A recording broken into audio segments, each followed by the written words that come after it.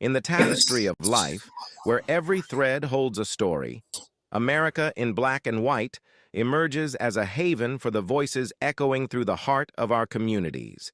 In this podcast, we wade through the rivers of our collective experiences, celebrating the vibrant hues of change brought forth by the whispers of hope and the roars of action. It's more than just a conversation. It's a journey into the heart of our society, illuminated by the light of those daring to dream and do. Join us, and let your voice be the melody that guides us toward a dawn where every color finds its place in the masterpiece of our shared destiny. Together, let's paint a future brimming with the positives that dwell in our minds and the actions that shape our.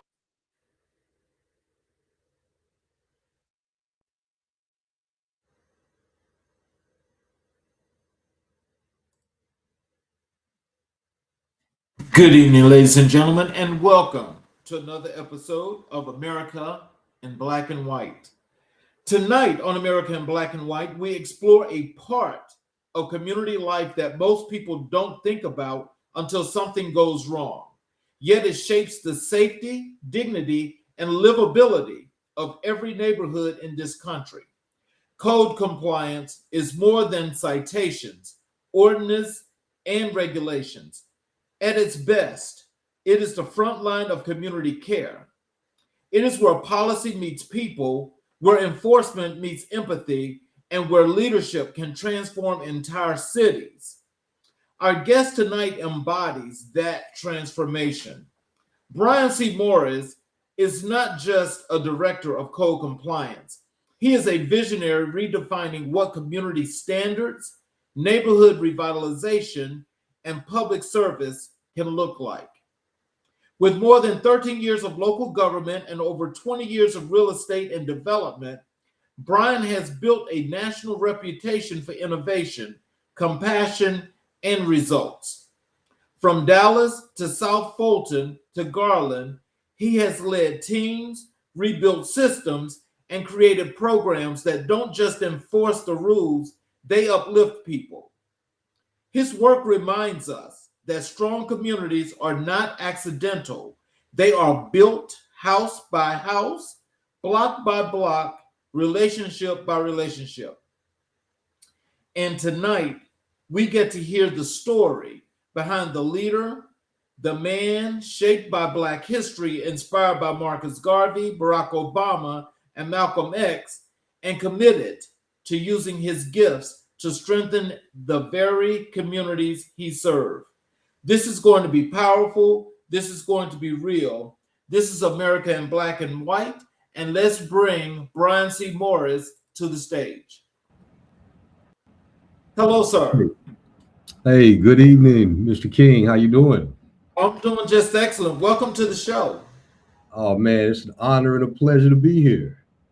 Yeah, so is there anything you'd like to say to the audience before we get into the show?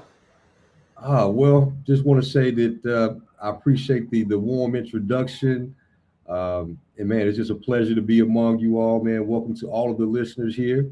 I'm looking to just bring some insight into what we do. I appreciate the opportunity to speak on what we do in code enforcement and how it affects our communities.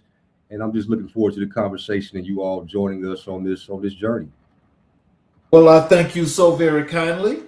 And what we're going to start this off is I'd like to give people the opportunity to learn a little bit more about who you are and how you got to be where you are today. Let's start with who was Brian Morris before the titles, leadership roles, and the accolades? Great question. Before the titles, the leadership, and the accolades, I was uh, born and raised in south of Atlanta, in College Park, Georgia. Just grew up as a 90s, 80s, 90s kid, listening to hip hop and learning my way around the city of Atlanta during a transformational time, a historic time, when we were around so much history, so much culture. When you talk about Outkast and Monica and TLC, all the musical genres, so def, we were just flooded with that culture and that black excellence. along with being in the epicenter of what was becoming Black Mecca, right? With the AUC centers that were, you know, just guideposts for us. So I was privileged to join, to grow up in the birthplace of civil rights and in the resurgence and emergence of Black culture during the 80s and the 90s. And so I was a part of that culture, just growing up in that era, and just trying to make my way. I went to graduate from high school and went to FAMU for a brief period of time, and had a great time down there. Had a great experience in HBCU culture. Much respect to my FAMU Rattlers.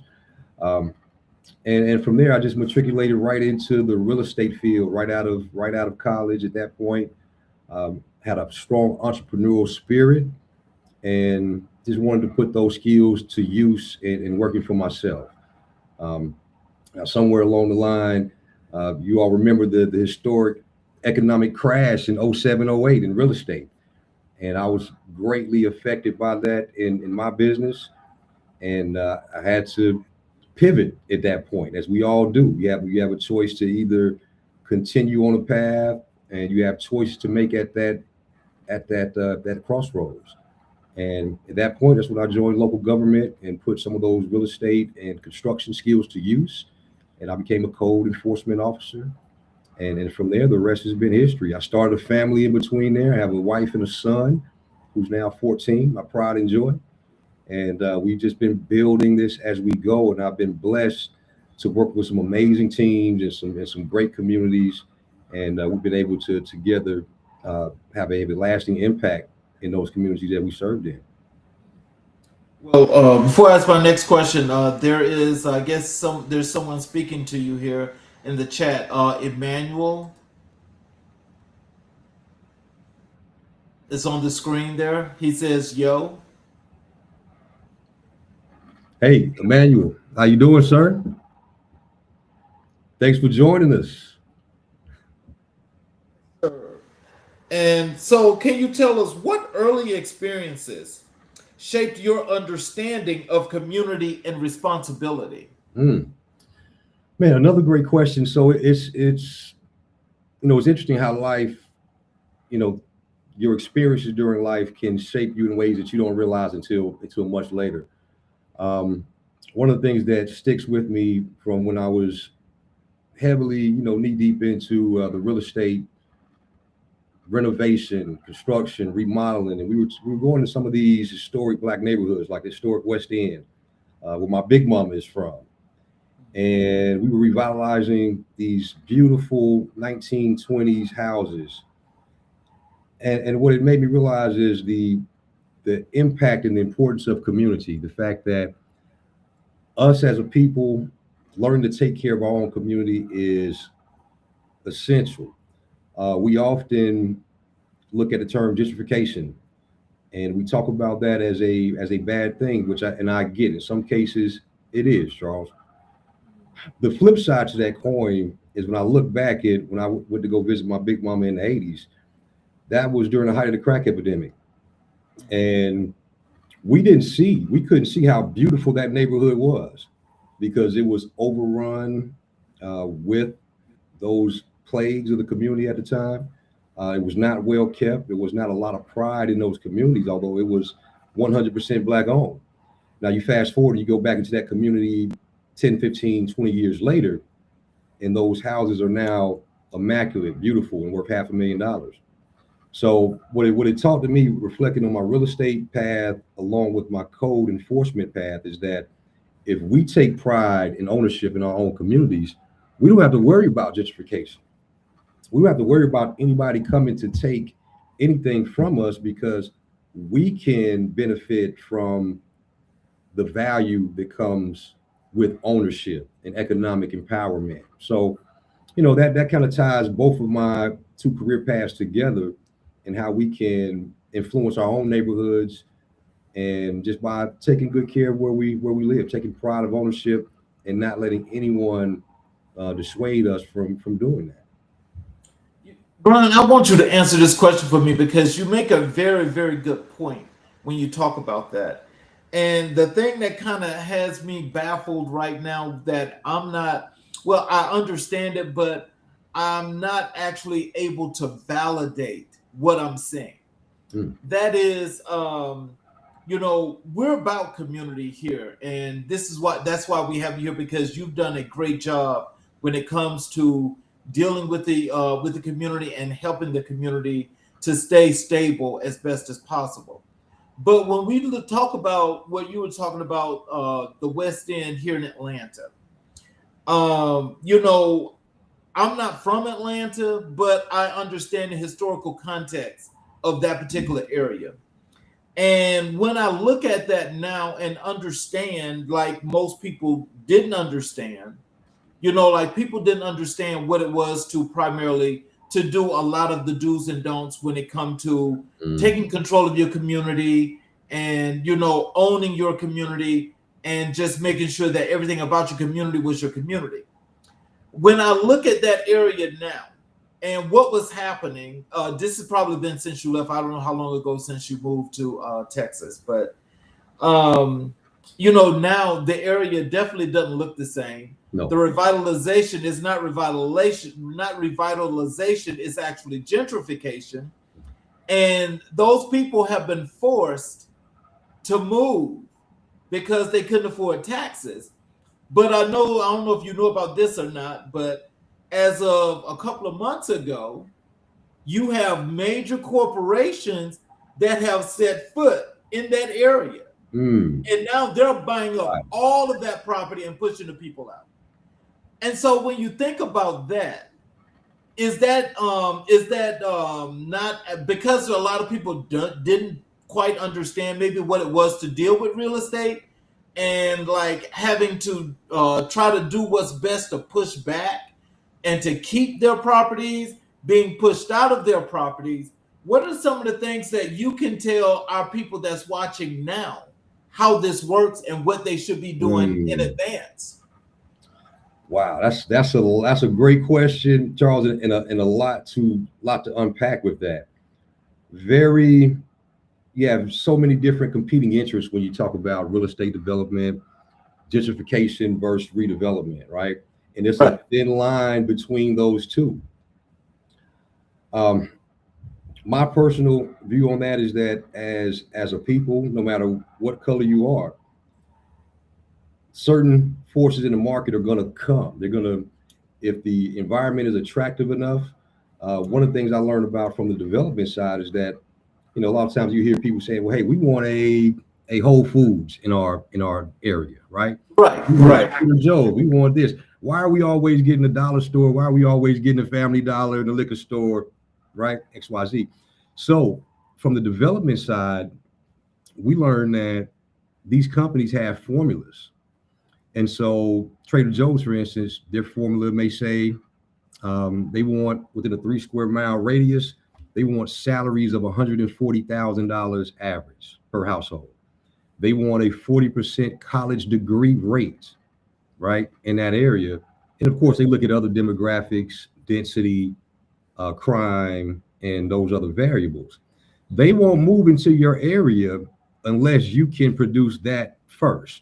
If you don't have 140,000 household income on average in that area, they won't move in there. Forget about it. They're going to Johns Creek.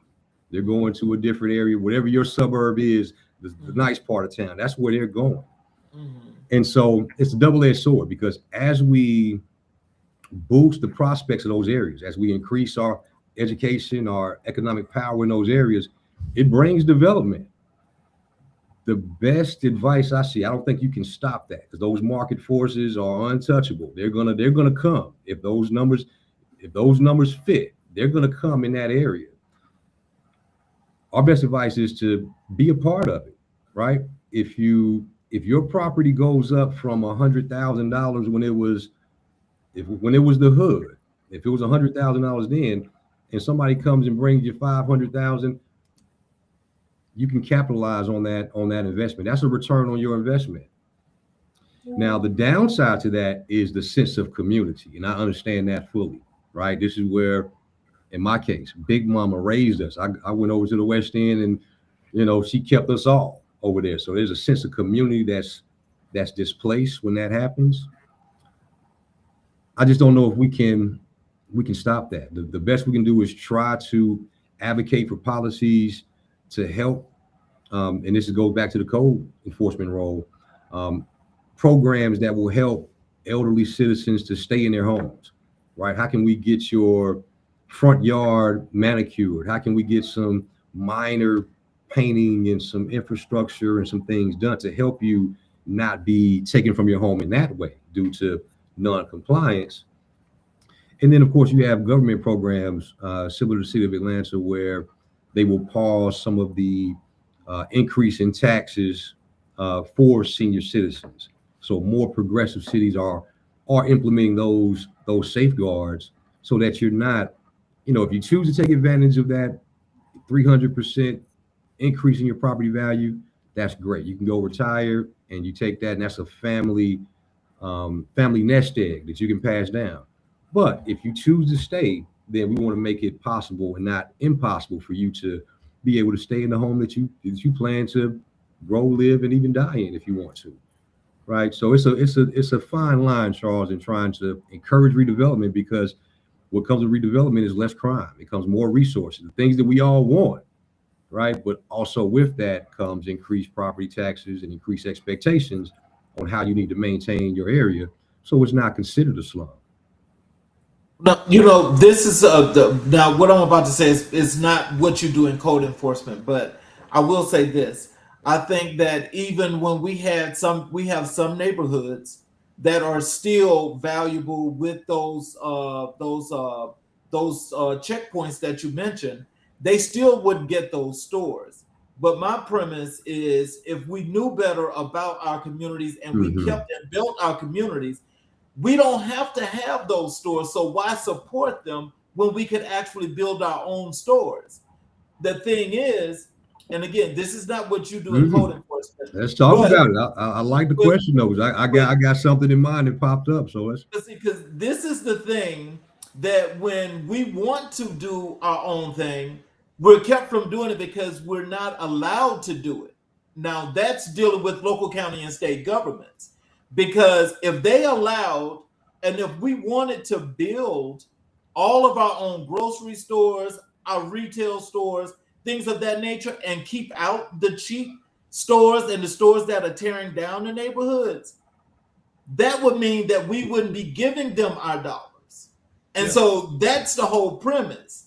The premise is to tear down and to destroy our communities, to force you to go and get what they want you to have. That's the problem. Man, that's a very insightful point.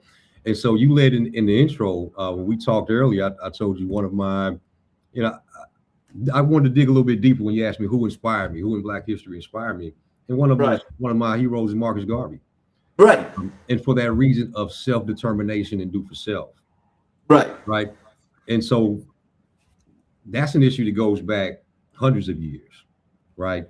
Why we're not in a position of economic empowerment where we can have more ownership. And so that's a discussion I have with people often, particularly when let's say we have an uprising. We've had some uprisings in the past couple of years when something happens, whether it's police brutality or whether it's some type of injustice or perceived injustice that we feel. And it's the same thinking behind it. People often ask, well, why do we burn up our own community? Why do we tear up our own stuff? I hear that often, and I understand it. I get that. But the key word is our. Yes. It's a sense of ownership. The fact that we don't have a sense of ownership in general, it leads to that response. I'm not burning up mine. I'm not tearing up my stuff because this is not my stuff. Right. That goes back. That's a huge issue when it comes to our sense of ownership and the fact that, if we're able to come together, any community, right? I see it with my Latino brothers and sisters. They're able to come together, and I respect and admire that. And we need to emulate that, right? Not out of a sense of any type of separation or bigotry, but just everybody needs their own. We need to be able to go spend Black dollars if we choose to, or white, wherever we want to go. But we don't have those options because we haven't done the work to collectively put ourselves in a position to be able to own blocks and shopping centers and neighborhoods. We haven't done that work. Doesn't mean it's too late to do it, but that's what time we need to be on if we want to have that kind of change and have more of a say when it comes to who comes into our neighborhood. You can't put a Family Dollar on this area, on this parcel, on this street in Charles if you own that land. Right. Right. You get to say who comes there. I don't want a liquor store. I don't want a Dollar Tree. I want what I want, right? I want to open this up to whatever is best serving the community. And we have that say if we have that economic firepower.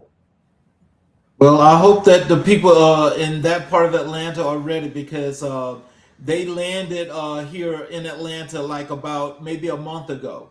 And so it's about to totally take shape in an ugly way. And so I'm just waiting to see what the city as a whole and in general, especially for that area, what the people are going to do. Because this deserves some counteraction because we all know what's happening right about now. And it's not the first time and it's not something new because, you know, you've got corporations coming all from places like Canada, Japan, China, Russia, all these places are landing in places here around the country in many metropolitan cities and creating subdivisions and only leasing the houses, but people can't own them. But people that wanted the property, they won't sell the property to them. Man, that's a huge issue. I dealt with that and you mentioned South Fulton. So South Fulton is in Georgia. Yes, that's I where used to live there. Yes, sir. So I served there for about 4.5, almost 5 years as they were beginning. That's the newest city in Georgia. It's about 8 years old now. Going on 9. So that was a huge issue in code enforcement, and we fought it there. The corporations were so bad that and they had so much money, Charles. Here's the thing, you know, rewind it back a step further. Time back to 07, 08, right? When the market crashed and the hedge funds, and you had millions and millions and billions of dollars that came in and bought up this real estate in order to sell and to lease it. And so we saw some of that once that ran out, once that supply of existing inventory ran out, then they saw it was so lucrative. Well, hell, we'll just build an entire subdivision and we'll put it for lease. So their pockets were so long that there was a small subdivision in South Fulton off Button Road that they forgot about. And the grass grew up as high as tall as me and you. And it was fresh outside. And these were brand new $300,000, $400,000 houses. And when we finally got in contact with the owner, we put a belt to him, right? We put a boot to him, charged him some money, had him in court and holding him accountable. You know, their excuse to us was like, hey, we have thousands of properties. I forget the number, 20, 30,000 properties around the country. We forgot about this $4 or $5 million we had sitting over here in this little city called South Fulton. So that's what we're up against when it comes to that. There's been some talk of federal legislation limiting corporate entities that partake in that practice. But you know how money talks in government, right? Lobbyists rule the day. So it's something that we combat every day, and it reduces our opportunity to own a part of the American dream, which is home ownership, because there's less supply. Prices go up, they corner the market. So it's a pretty vicious cycle when you're talking about that corporate ownership of single family property on a large, massive scale. So we got a few comments here in the chat, especially good. One for Miss Mina. I don't want her to think that we forgot about her because she said more than one comment. I don't think she think we was listening. But this first one here I put on the screen. This says code enforcement is a driver of community improvement and economic development. Absolutely. And that gentleman right there is one of the best he knows that well. I know that company, Metric One Training, is one of the finest um, in the business, and absolutely right. We are a key economic driver for economic development, right, and community change. No doubt about it. Without many cities would not exist. We're silent. We're behind the scenes to a certain extent. A lot of people don't understand fully what we do. But once I often say once you lock up the bad guys and you put out the fires, Mhm. if you don't have code, you don't have a city. You That's have true. chaos in your city. Tall grass, trash, blighted properties, dilapidated structures. So economic development all ties into that. Reduction in crime ties into that. If you have blighted structures, you open up the door to what they call the young folks call a trap house, Mhm. right? You open up the door to all kinds of criminal activities that take place, and it has an echo effect, right? It's contagious. Good behavior is contagious. If your neighbor plants a flower garden, your significant other may see it out there, and now they put the pressure on you to go plant a flower garden and put some mulch out, right? Because the neighbors are looking good. Mhm. If you on the other side, if your neighbor is not cutting the grass and they have junk vehicles, they're working on their cars, right? Then your incentive may decrease. It does decrease to go out and really take pride in your neighborhood, because when you step outside, you're looking at a lot of blight when you walk out. So it's all contagious, and it all has an economic development impact, um, and an impact on the strength and the character of the community. And we got this from Miss Mina. She's putting 5 or 6 comments in here. She says hello, and she was saying hello again, saying Yeah, hi Mina. or like. She wanted to say hello. Thanks for joining us, Mina. So, so can you tell us, growing up, what did neighborhood mean to you?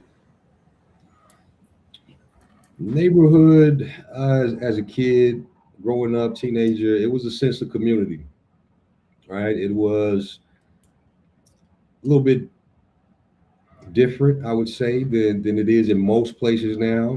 We all talk about going outside and coming back when the street light came on, and having neighbors around you that could hold you accountable, where you knew that whatever you did when you were out there in the streets, right, playing, doing whatever kids do, that it's going to meet you or beat you back to your home. And you likely would have a belt switch or some other type of whipping device waiting on you when you got back if you acted a fool out there.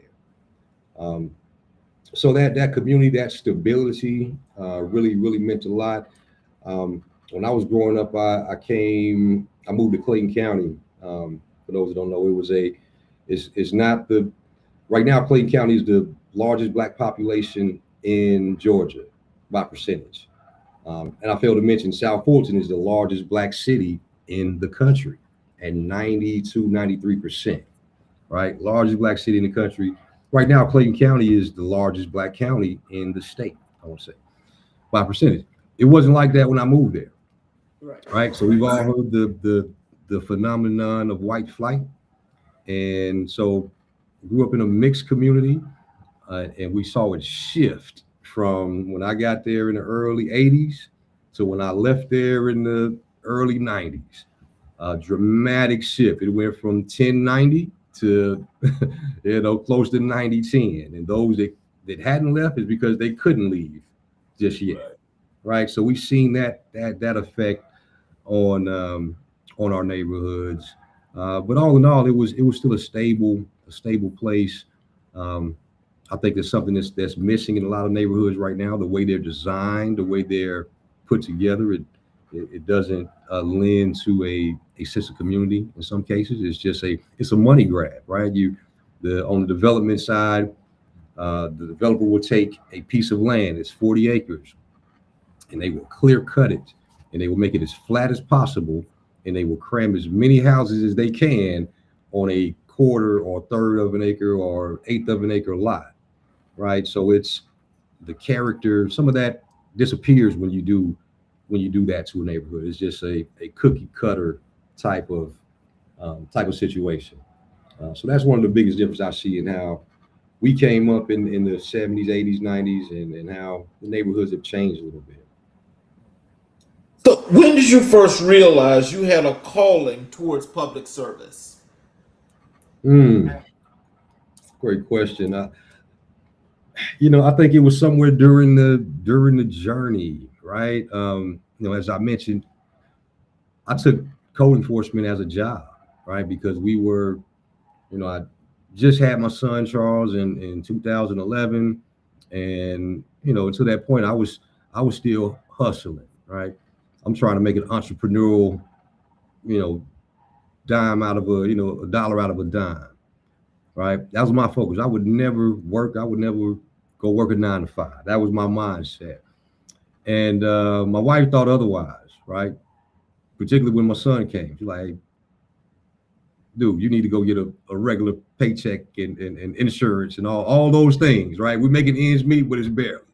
Rent's due on the 1st, and you come in, with some money on the 30th.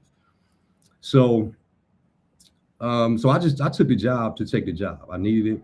I needed some stability, and somewhere down the line, I fell in love with code, and I saw it was misunderstood, it was undervalued, underappreciated, underfunded, under everything.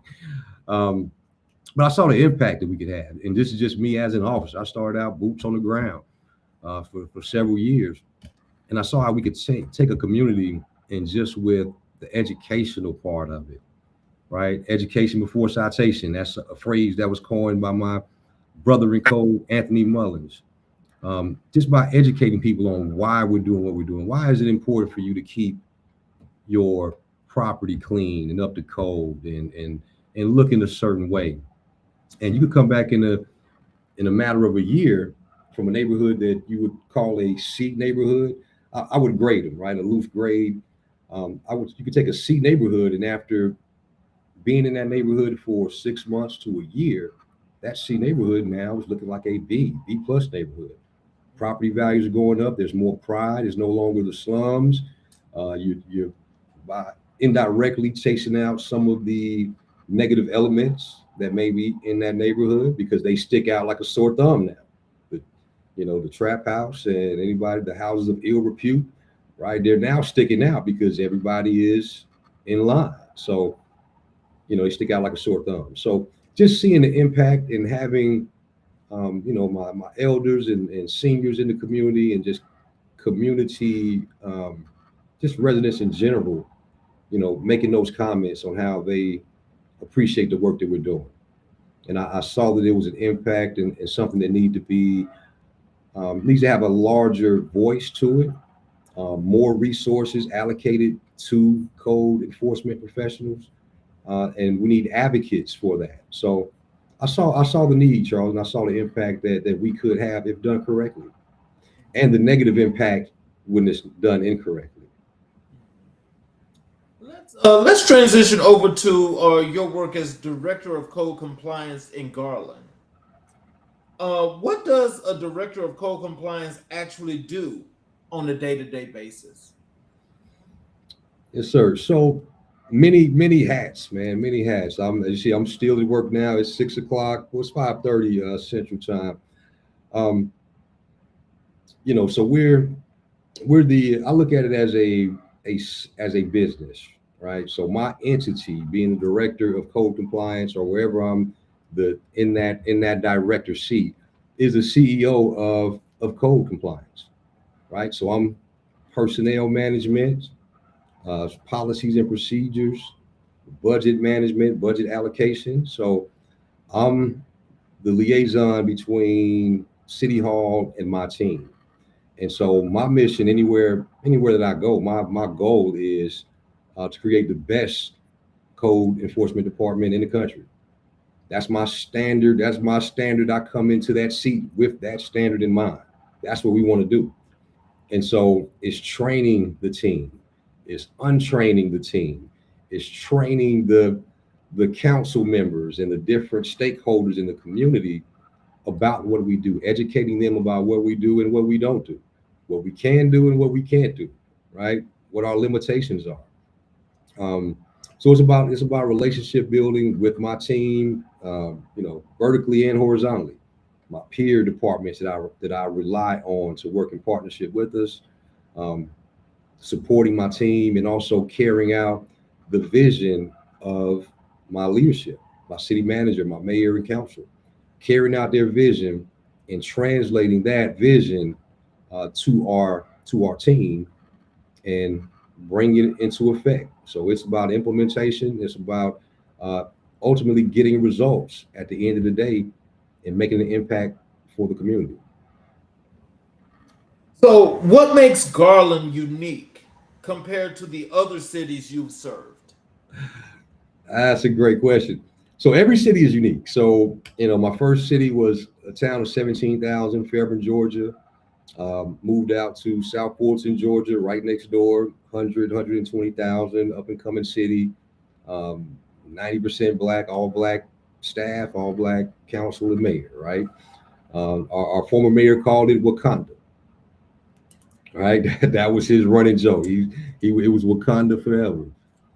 So different dynamics, right? Different culture. I grew up in that area. I know the streets like the back of my hand. I know the people. I know the culture. So next stop was moving out to Dallas. Monstrosity of a city, ninth biggest city in the country, at 1.3, 1.4 million people. We had the largest code enforcement team in the country at 500 full-time employees. Different culture, black, Mexican, white. It was a lot more diverse. So learning that culture, learning the needs of those communities that differ. Many things remain the same, but a lot of things differ from community to community. Now, Garland, I've been out here, it will be a year, a week from today. And so very much different. It's predominantly white, maybe 60%. Do have a relatively diverse community. We have Hispanic, we have Vietnamese, a large Vietnamese population, and we have African American population. So different needs, language barriers, economic barriers, cultural differences on how you're accustomed to um, doing certain things, right? Taking care of your property, taking care of your home, taking care of your business. So breaking through those cultural differences and being able to still get the mission accomplished is a challenge. It's a different challenge, and it's like that no matter where you go. The dynamics differ, and we have to, as me as a leader coming in, I have to adjust. I can't expect them to adapt to me and say, hey, look, I won a championship here in this jurisdiction. I won a championship here. I know all the answers, and here's the playbook, right? Because no, the situation changes, the terrain changes, the personnel changes, and so I have to adapt and go with that flow. Learn first, and then implement what works for this particular situation. Tell us about the diverse cultures. When you talk about the language barriers, when you think about the cultural differences and how people do things, how does that affect your work as code enforcement? It does. It definitely has an impact, Charles. For one, just the language barrier. We can't assume that when we knock on the door, that the person behind it will be able to communicate with us freely, right? They will understand what we're saying, even if they speak a portion of English, right, enough to get by. But this is their second or third language, so they may not understand the nuances between what we're trying to get them to do. So we have interpreters, we have virtual tools that we can use to interpret what's being said, to get the language across, get the message across. We're printing in different language to make sure that we're reaching out to these different groups. When we do communications, we had a big story now that we're working on, a big initiative we're pushing. And when we put our communications out, we're reaching out to the Spanish speaking news, right? We put out press releases in all three of our main languages. And, so we can't just assume that everybody's going to get the message. We have to meet them exactly where they are and get that message to them. So it does bring some challenges because people are used to living in a certain culture, right? And we have to be sensitive to that. We have to understand that. But at the same time, my job is to get compliance. And no matter what language we're talking about, we have to conform to a certain standard. And so doing that with empathy, with education, but at the same time, results are what we're going to get at the end of the day. Well, I think we can all gather, your empathy and your sympathy in doing your job, because I can see that when you say community, community is community. So with that being said, can you tell us, how do you balance enforcement with compassion? Mm. That is, it's tough at times, man. Um, it's I equate it to Secretary of State and Secretary of Defense, right? The Secretary of State goes in with diplomacy, right? That's USAID. That's you're feeding the hungry, you're giving medicine, you're right. You're going in with flowers, and you're right. You're going in with that, trying to create goodwill. And then you have the enforcement side, which is the Department of Defense that goes in with enforcement. They go in with military force. And so that's a dramatic analogy, but that's kind of what we do. So our diplomacy side is we have cold care. So in each jurisdiction that I go to, we have some form of cold care, some form of community outreach and engagement. And we put programs together for those that if you cannot cut your grass or you need certain tasks to be completed for you, then we connect with volunteers, we connect with churches, fraternal organizations, anybody that wants to help. We create that umbrella organization and connect the resources with the need, right? So we go in with that first. Now, if you truly come to us and you can't do it, then we're going to find every means available that we can bring those resources to you, right? And so once we cross that bridge, and then we get to the enforcement part, if you don't fit that bill, that's not for everybody. That's for those that can't do. Now, if you're able-bodied and you just lazy, then that's a different story. That's the empathy is education first, but we're gonna get to enforcement a little bit faster. If you have the means and the ability to do it, then it's your responsibility to do that. And so, we're going to get to the cold cares part a little bit later, because I think that's more than something I think people need to get an understanding Yeah. of. Thanks for Yeah. evoking that. And Charles, I got one more point I want to make on that, on the empathy part, right? And this is what's difficult for some to understand, even myself, initially, that empathy is not just for the person, Mr. King, that has a violation, right? I want to take my time. I want to make sure that you have everything you need, right? Make sure we're taking our time with you. It's not just for you. We have to be empathetic to the other residents around you, right? So sometimes we see empathy through the eyes of the offending party, which is true. We want to exercise empathy, but I have 200, in my case, 250,000 residents. I have to look out for the 249,999 others that are having to live next to or across the street or driving by this blight that's bringing down their quality of life and their property values. So it cuts both ways. I can't be so empathetic to one that I'm empathetic to the public in general. So, what are the biggest challenges facing urban neighborhoods today? Oh man, you have quite a few. Biggest challenges that I see are you have a lack of ownership, lack of responsibility in some cases, right? Now there are areas where we see bright spots where redevelopment is taking place by us, grassroots efforts, and we want to encourage that.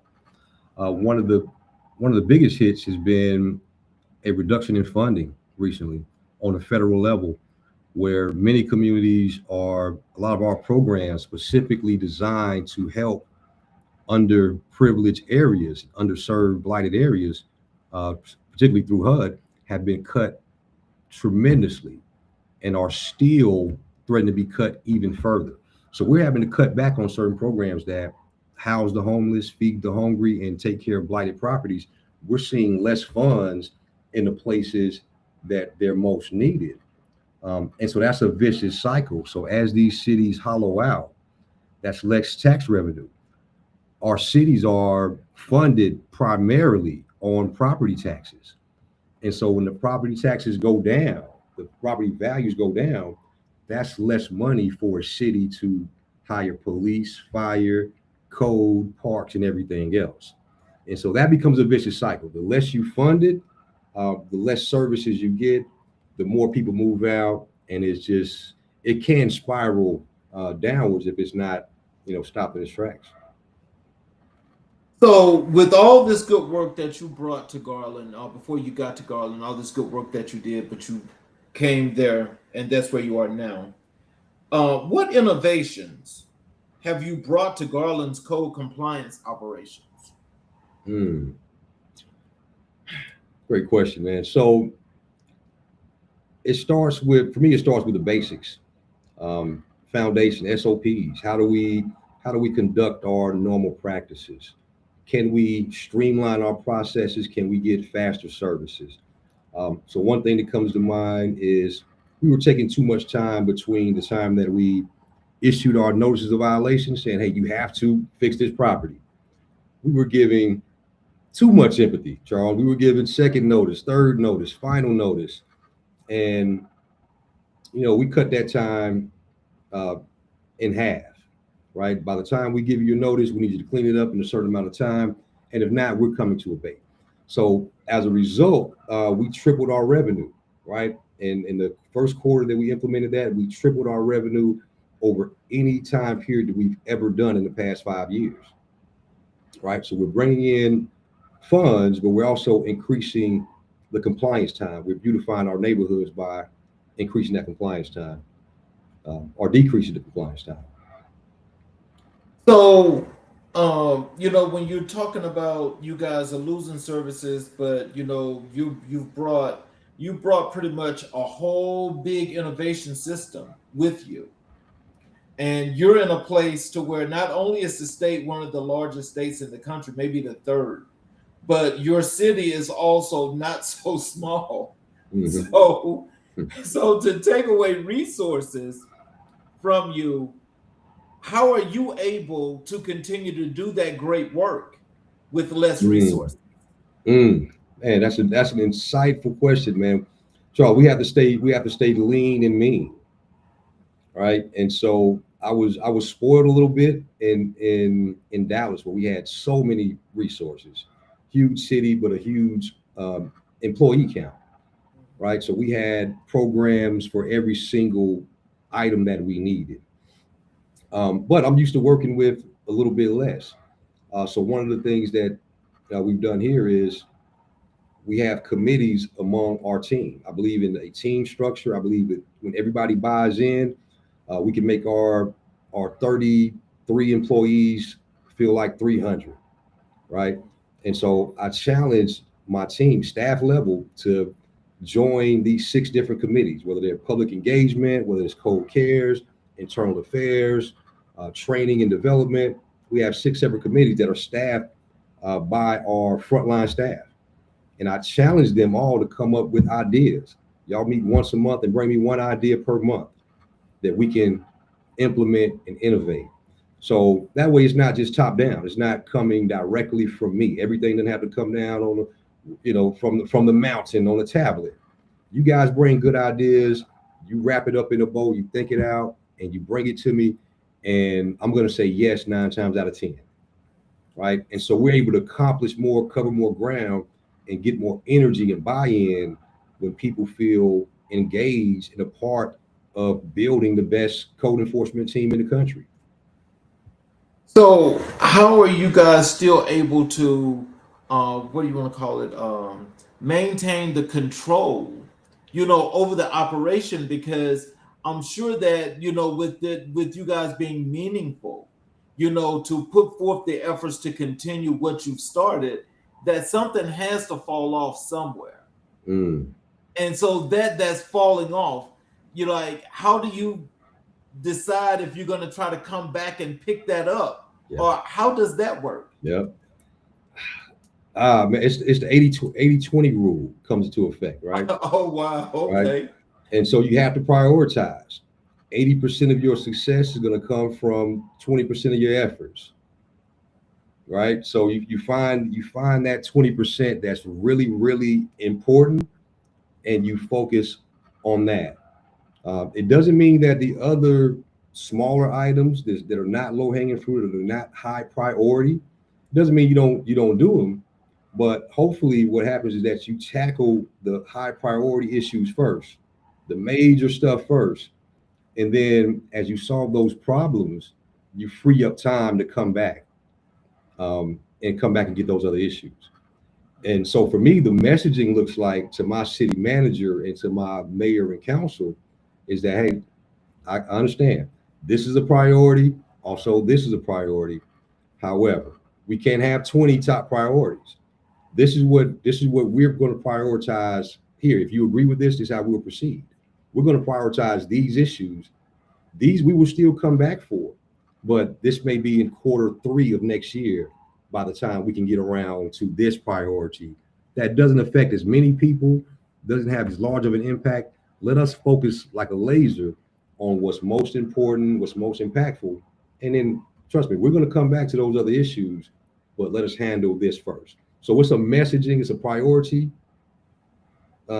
component, and it's a messaging component to help them to understand we only have so many hours in a day and only so many people that can do these tasks. We can't be everywhere at once. We have to prioritize and attack. So can you tell us, what does that technique or what does that approach look like? How do you prioritize? Mm. It is, my priority is going to be my boss's priority and the vision of the city.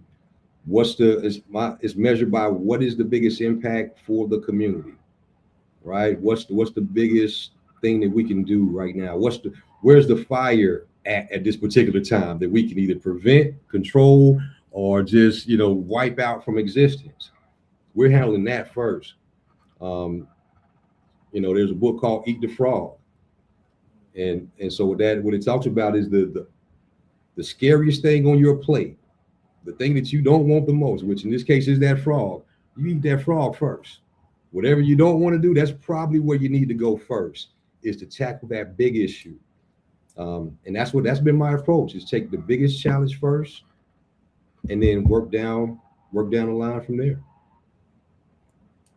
So how do you build trust between residents and the government? It's harder now more than ever. Lots of disinformation, misinformation.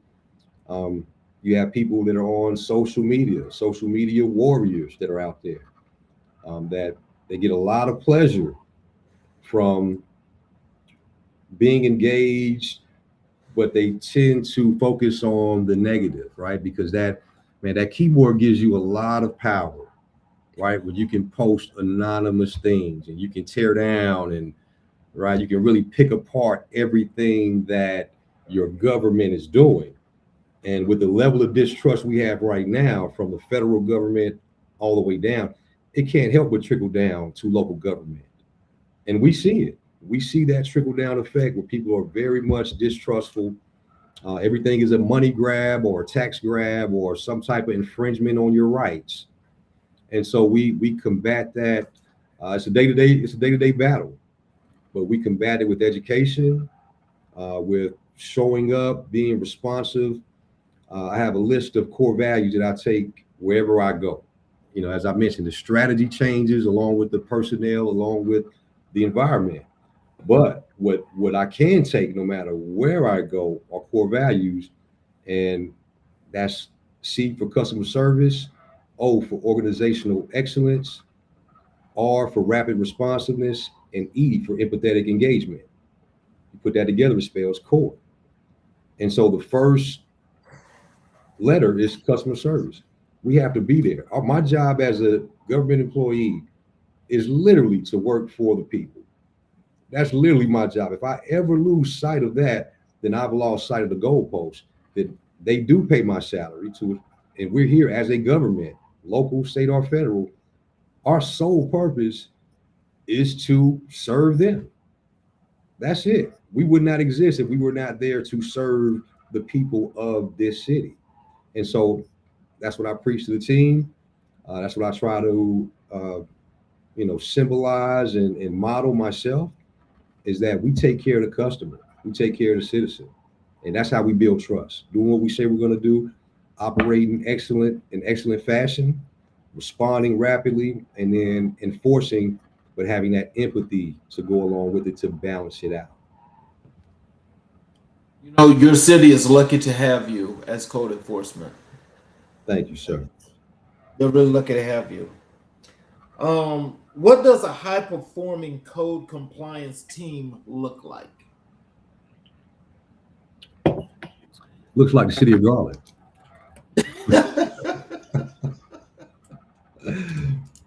Oh man, no. All jokes aside, man, it looks like a city a team that is focused on what's important, and that is serving the people, increasing quality of life, increasing property value, as gentleman put in the chat earlier, Mr. Kellen put in the chat earlier, increasing the economic prospects of a city, changing the outlook, changing the pride in that community, and just being responsive.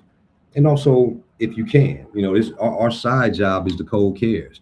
If you have that capability to reach out and engage on a different level that's a little bit outside of what you do, that really helps build that trust, and it helps to impact the neighborhood. And man, it has we're kind of the glue when it comes to the quality of life. So when done correctly, the neighborhoods look better, they're safer, they're cleaner, they're more enjoyable. So how do you measure success in your department? I have several key performance indicators, right? So some are tangible. Some things that we do to measure success are tangible. Some are intangible.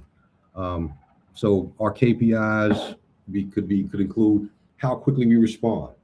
Charles, when you send a complaint in on 123 Smith Street, how quickly do we respond to you? How quickly do we address the issue? And how quickly do we get it cleaned up, bringing it to compliance? So we're measuring all those things. We're measuring how quickly we can demolish blighted properties. How many can we demolish in a year? We can demolish that property. We change the character of that entire neighborhood. If we can fast track that and run those problematic cases through the system quickly, we can change the character of that community. So we're measuring that. We're measuring our Code Cares engagement. How many yards have we cut for our elderly and our disabled veterans, right? How many of those engagement activities have we done? How many community events have we gone to build trust? All right, so some of that you can't measure trust. That's something you cannot put on a spreadsheet.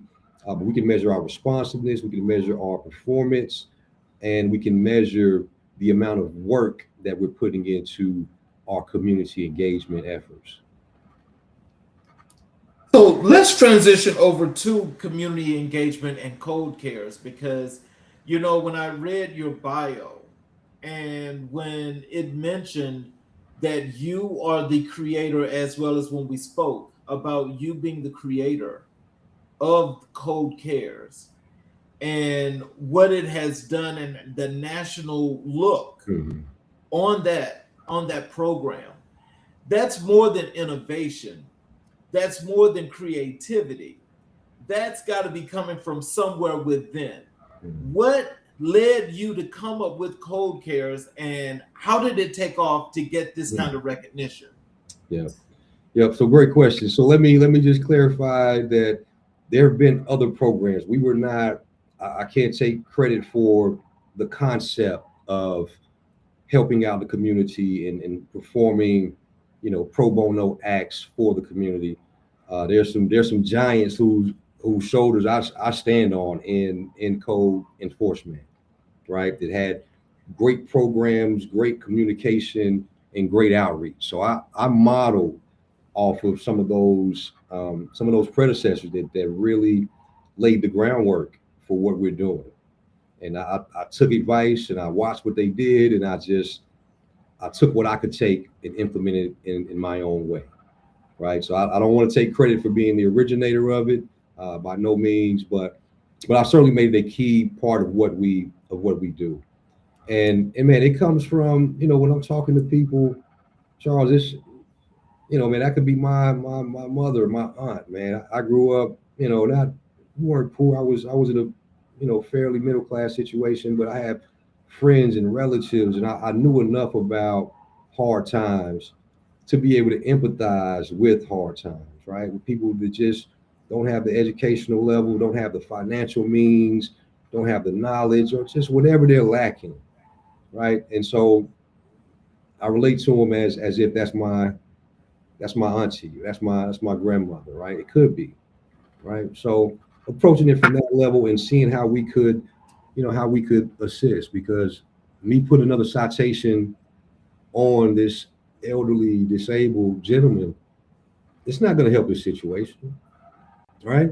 It's going to make it worse. I want to help you keep your house and keep it in good shape.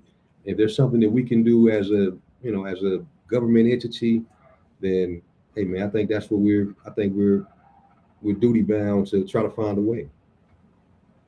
So can you tell us what inspired the creation of the program?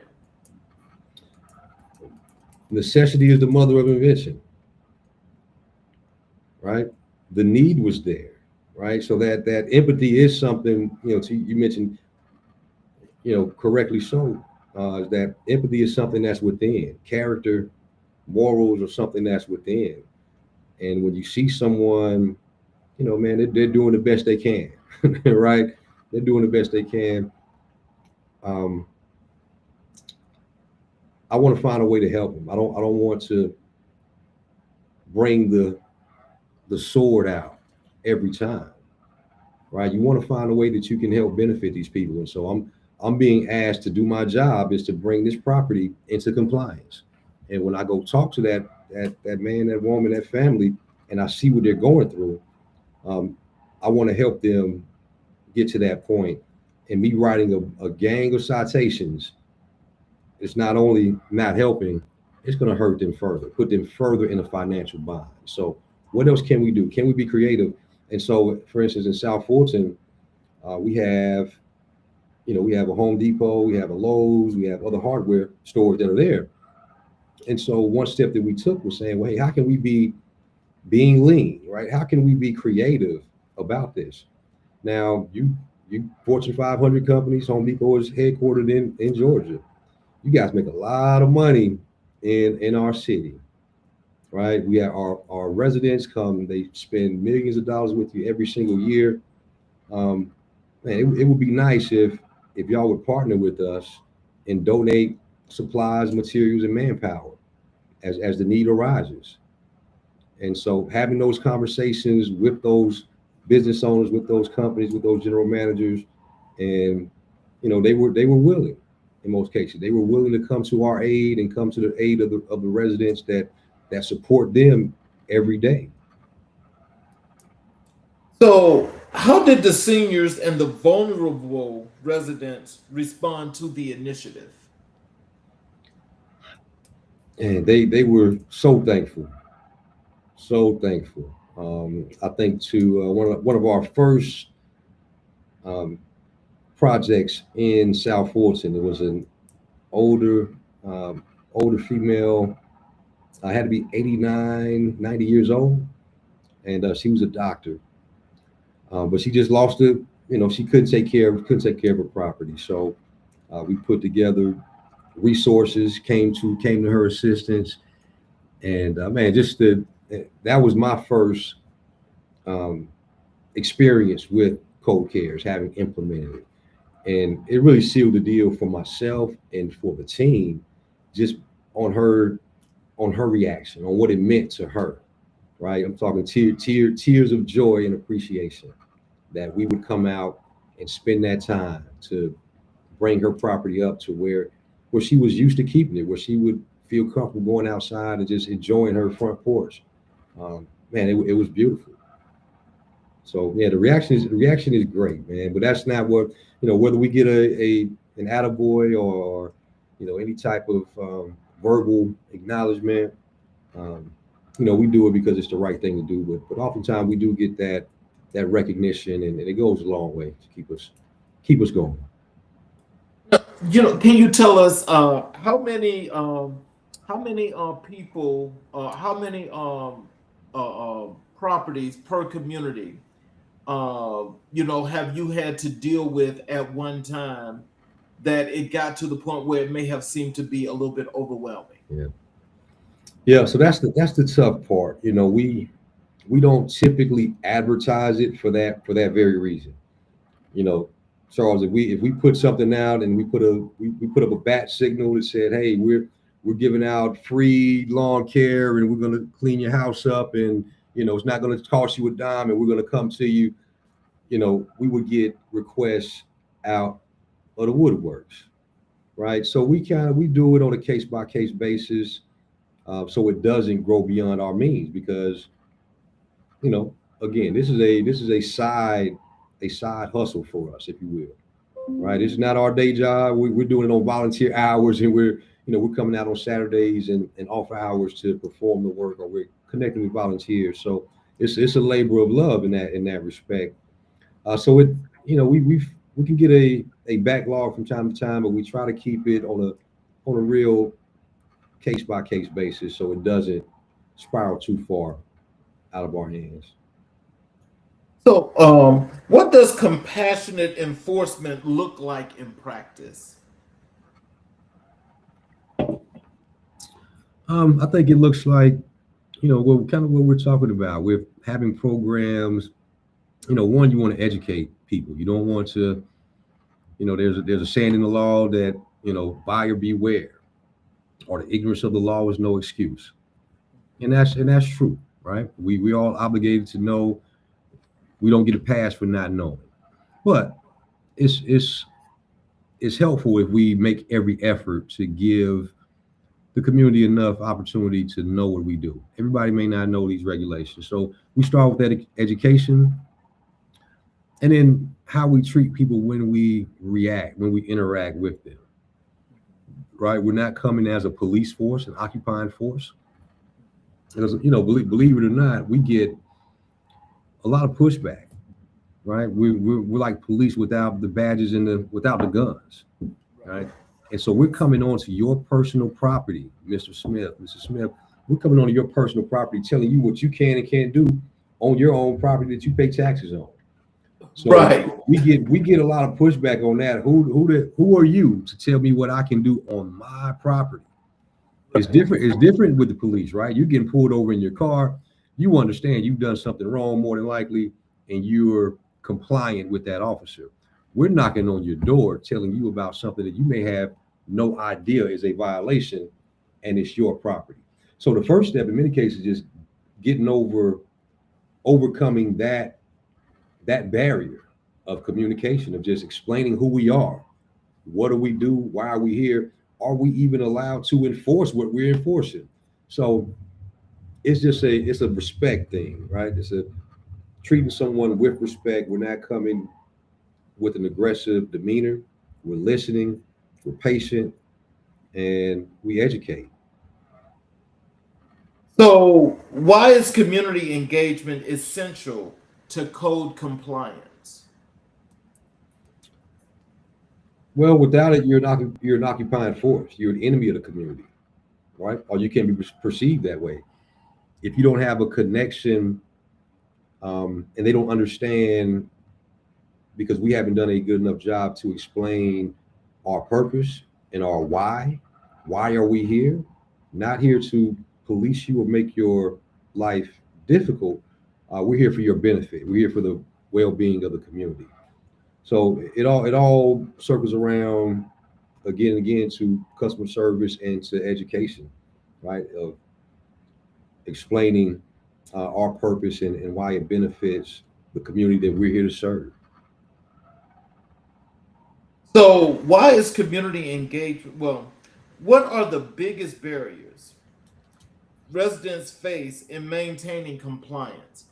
And I'm asking this question because, it's with the understanding that we know that there are some communities and there are some people that really don't understand code or know that code enforcement is really there to do that Mhm. particular kind of work.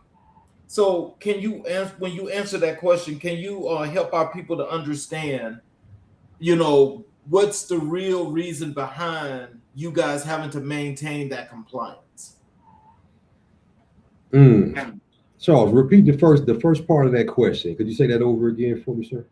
Yes. What are the biggest barriers residents Mhm. face in maintaining Got it. compliance? Got it. Knowledge and money. in, in a nutshell, man. Some just don't know. They don't have the knowledge of it. Maybe you're a first time homeowner, Right. right? And you could be 30, 40, 50, 60, and you're just now getting into home ownership, God bless you, right? But you don't know what it takes to maintain a home or what your obligations and responsibilities are. So we're coming to educate you. So that's a knowledge issue. And so, cut your grass, don't put your trash out here. Man, take your grill, put it in the backyard. Let's keep that in the back, right? Let's keep the toys off the lawn. Just certain things that may have seemed normal in their environment or was they were accustomed to. But hey, here are our standards. Here's what we want the neighborhood to reflect, and here's why. So that's the knowledge piece. That's an easier hurdle to climb. Now, circling back to our some of our elders that want to age in place in their home. Now, what happens when that house is 40 years old, 50 years old, and the roof is collapsing, or you have structural damage, right? You have severe plumbing issues that that can't be fixed with a lawnmower and a quick cleanup. So now we're talking tens of thousands of dollars, right? So that financial component is where it really we really have to get creative and just work with the property owners the best that we can. So, how do you partner with nonprofits, churches, and community groups? Yeah, we actively seek them out, Charles. Um, so here in Garland, we have something called the Garland Brotherhood, which is a group of seven black churches, and they have community groups that ministries that they come together and they do certain work. So we'll actively seek out those organizations, our fraternal organizations, nonprofits. They're not going to, a lot of times people have the desire to help. They may have the means to help, but they just don't know how. And so we reach out to them. We have a robust volunteer network that we make it easy. So you can sign up through a portal, and we'll have certain events that are listed. If you want to volunteer for a creek cleanup, then you can volunteer here on this date. If you want to volunteer to cut Miss Jones' yard, you can volunteer here and sign up on this date. And so when we engage with those nonprofits and those community groups, those churches, those mosques, those synagogues, um, we'll make that the center point. We're asking for volunteers at your own time, at your convenience, for a project that you're passionate about. And you can sign up right here, pick your project, come out, give us 2 hours. And that's our pitch to them. Just 2 hours once a month or whenever you have time to do it. You'll feel better, and the community will be better as a As a result. result. What is the most memorable Code Cares project you've been a part of? Um, so the first one was always, that was always memorable. But we've had a few other significant ones I can think of. We've partnered with some church organizations where we did. These guys came from Arkansas, if I'm not mistaken. They Oh, came. wow. This is back when I was in Georgia. They came from a few states over, and we got connected through them through a church group, and they were looking for projects. They were traveling looking for projects, and they heard about the program and they reached out to us, and we were able to, with their help, knock out 20 projects in the span of 3 days. And so they worked around the clock. They just took out all of these backlog of cases that we did have, and it made a huge impact in that community. And so it was covered. Got a lot of coverage behind that one, but it was just really impactful to be able to help that many people in that short a period of time. So, how do you ensure residents feel supported rather than targeted?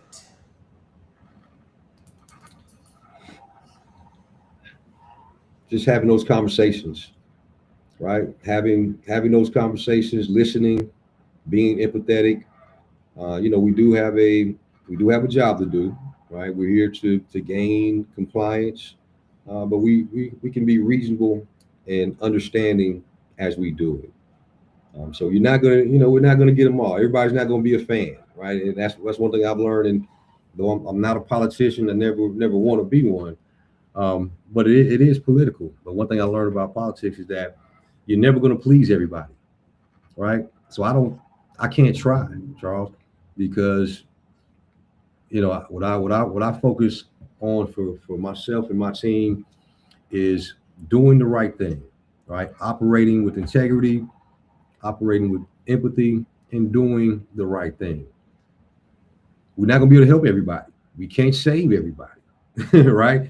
We're going to do what we can do, and we can sleep at night knowing that we have gone above and beyond even what's expected, even what's in the job description. We've gone above and beyond that, and we can sleep at night. But there's some that they're going to be mad no matter what, right? They're not going to like what we do. It doesn't matter what I do. We could paint the house, clean it up, and right, all the bells and whistles, but they'll still have some naysayers out there. So I don't focus on that. We focus on the people that we can help, and then we focus on the general well-being of the city, right? It's hard to please 250,000 people at once.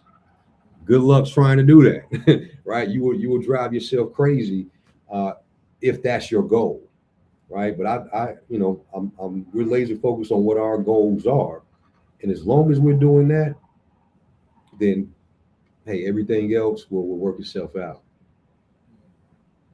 So when we chatted, we discussed, the Black History part of the show, where I told you we do Black History 365, and I asked you who were the most influential persons in your life and career. Yeah. You told me Marcus Garvey, Barack Obama, and Malcolm X. Yeah. Can you tell us first, why is Black history personally meaningful to you?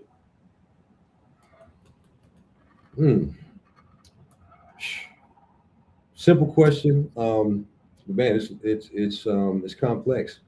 One, man, I've been Black all my life. Man, you got to know where you come from.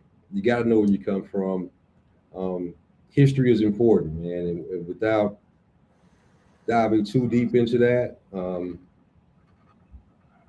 our history has been tainted from us, has been taken from us in many ways, right? And so that's a root cause when we're talking about our economic position. We're talking about our ownership in our neighborhoods and our ownership in communities. We're talking about our political power, our positional power in America. You can't look at that accurately and understand why we're here without understanding the history, without understanding our history. It's not that we're not capable of doing certain things, right? Of achieving just like the next person. But understanding how we were affected by different policies and practices, including slavery and Jim Crow and post-Reconstruction, right? That's very important to understand when it comes to why we're positioned the way we're positioned, and most importantly, how you can correct it. So it's important for me to know who I am, to learn and research. Sometimes we have to look a little bit harder to find out who we are. So it's very important. So I can help pass that on to my son and to my younger generations. So we know we have a legacy to uphold. So first we got to know it, and then we can pass it on and attain those heights that we're capable of attaining. So, what does Marcus Garvey's philosophy of self-determination mean in your work? Mm, don't expect no handouts. Well, Don't expect no hand. Nah, check me out. Do for self. Do for self. Self determination.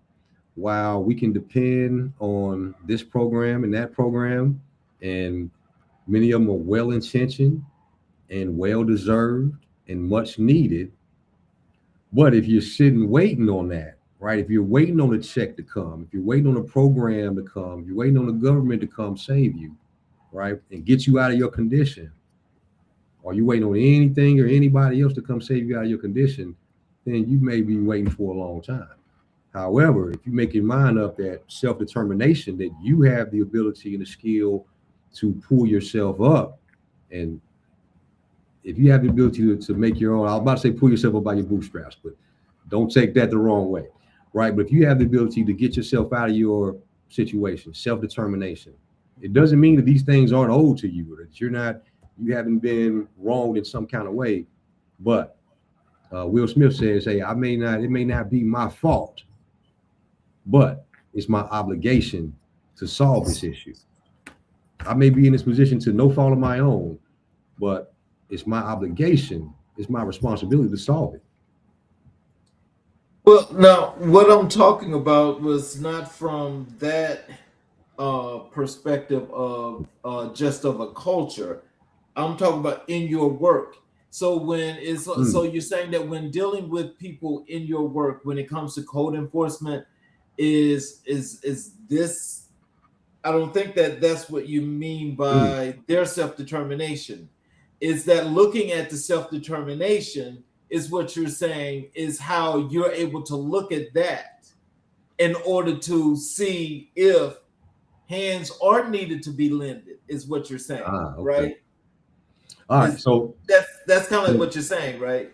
well, let me answer it differently then. From that determination, from a work perspective, Yeah. we're talking from the perspective of the people that we're serving. Yes. Okay, got you. So, um, that's a different question. I would say that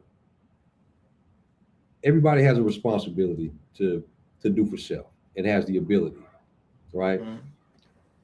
And so the line that I draw, not even consciously, but the line I draw is those that can do and those that can't do, right? So if you do have self determination, and you have the ability, the physical ability, the financial ability to correct your situation, my empathy meter is turned up or turned down accordingly, right?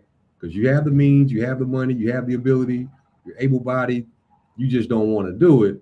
Well, my empathy is going to be a little bit less, right? Because you have the self determination, you have the ability to do it, and then you have those that just really don't have it, right? There's no way they can make it happen. And so, but even in that case, I'm still looking for one of the questions I'm asking before we offer our services to help you. All right, so I understand that you can't yourself come into compliance, right, because of your physical, financial situation. Um, but we'll see where this grandmother has an able-bodied grandson or son that lives there or close by. You may not get that service. I need to talk to your son first. I need to talk to your grandson first. And so if you have an able-bodied young man in that house, then he need to get out here and cut this grass and pick that trash up because he probably put it down there in the first place. We're not just going to enable that behavior, right? So we're going to hold some accountability, and then we have a program where we have tools. Hey, if the issue is, hey, he doesn't have a tool, doesn't have a lawnmower, doesn't know how to work it, we'll bring you a lawnmower and we'll show you how to work it, right? You just bring it back to us, or we'll come back and pick it up. So We want to alleviate all excuses to self-determination. We want you to be able to fish for yourself, right? Versus us bringing you a fish every time you're hungry. Because that's a state of constant dependency. That's not what we're trying to create. That's not empathy. That is over empathizing when you create a system of total dependency, total reliance. You're not really helping that individual unless they just simply can't help themselves whatsoever. How has Barack Obama influenced your leadership style? Mm. And President Obama, excuse me, is smooth, um, classy, man. To face what he faced, being the first at anything, right? As a black man, as a woman, as a Latino American, as whatever you're the first in, um, whether it's sex, race, sexual orientation, being the first in any space is a challenge, unbelievable challenge, unbelievable amount of pressure. Um, and you magnify that by a millionfold, being the first black president and the pressure that he must have faced while maintaining his dignity through insults and through certain treatment that he received, and maintaining that integrity and not allowing it to crack him or break him, right? He remained that same figure, that same image, which is important for us.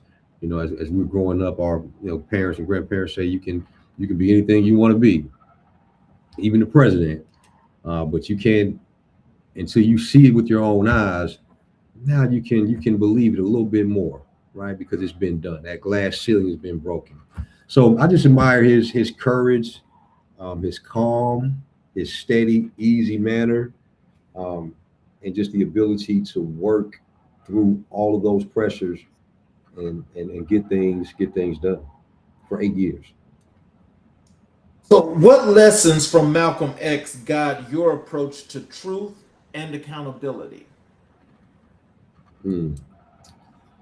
What I admire most about Brother Malcolm is honesty, right? Not knowledge and honesty. It's one thing to be honest and you don't know what you're talking about, but to be a scholar, to have a depth of knowledge that he had, and to be unapologetic in speaking that truth to power, being courageous when you know that the result will likely be your demise, right?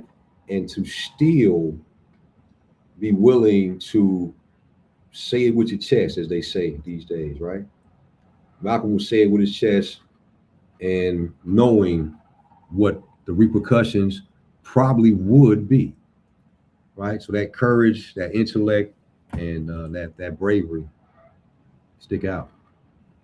So, final question for you. How do these three figures collectively shape your worldview? We're talking Malcolm X, Marcus Garvey, President Obama. Collectively, they are a reminder of an obligation that I have, a legacy of greatness that's inherent in all people, including black men and black women, right? Not to take anything else from anybody else, but we're sorely lacking those images and those reminders. And so you're making me think deep about this, but it reminds me of my obligation to, even on a smaller microscopic level compared to those giants, but on a smaller level, to be some type of inspiration or some type of light for somebody that's watching me, that's looking at what's possible in this realm, right? That maybe I'm showing a path for somebody else, that of what's possible for somebody that looks like and talks like and is from where I'm from. and they can do something pretty big too. So, in closing, what are some words of wisdom and encouragement do you have for our audience? Hmm. Tell them how they can connect with you via social media. If there's any websites you want them to view where you're on, what are those good things? Okay. All right. I'll start with. I'm not one to give much advice, but one thing I would say is ABG. ABG. Always be growing. If you're not growing, you're stagnant, you're going backwards. So, study whatever your trade, whatever your profession, whatever your passion is, always be looking to grow and expand and grow and develop throughout your years, right? And look for ways to bring that impact to others, right? As far as my contact information, the best place to reach out to me is on LinkedIn. Pretty visible on LinkedIn where I connect. I'm not big on other social media. I'll tune in every now and then, but my social interaction is on LinkedIn. But happy to connect with and looking forward to connect. So please, anybody that's on this podcast, on this great podcast, reach out to me. Let me know that you heard. Let me know what you thought. Um, good, bad, or ugly. I want to hear it all. Right. Let me know what you think, and would love to connect with you in any way that I can support you, and we can support each other. I am 100% on that page, as we all can grow together. There's enough out here for us to all partake. And if we help each other, as we bring it back to our original point, if we collectively um, invest with each other, whether that's financially, mentally, or we just support each other, the more successful we can all become. So I truly believe in that. And man, look forward to talking with you all. And Charles, thank you, sir. Yes, sir. So before I close, because I have a closing monologue that I'm going to do, I just want to say to you that I really appreciate you being here and you helping to give us some understanding and some sense of being as to the importance of the work you do in code enforcement. Because, there are a lot of places, lots of parts of towns that, I mean, they're all over this country, that they are just raggedy. And we know that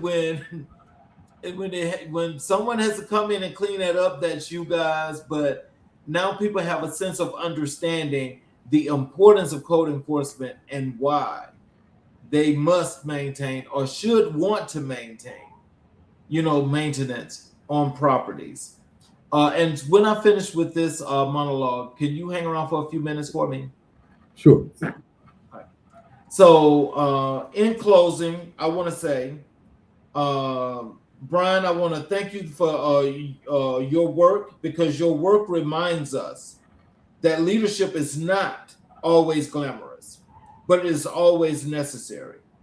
You stand at the intersection of policy, people, and progress, where the decisions you make directly shape the lives of families, seniors, children, and entire neighborhoods. You've shown us that code compliance is not just about correcting violations, it's about restoring dignity, protecting communities, and building a foundation where people can thrive. Your journey is a testament to what happens when purpose meets preparation, when compassion meets structure, and when a leader chooses to serve with integrity. You are proof that public service, when done right, is one of the highest forms of love for our community. Thank you for your leadership. Thank you for your vision. And thank you for showing America what it looks like when we build stronger neighborhoods together. This has been America in Black and White. I'm your host, Charles King, and good night. And we will see you guys again tomorrow night.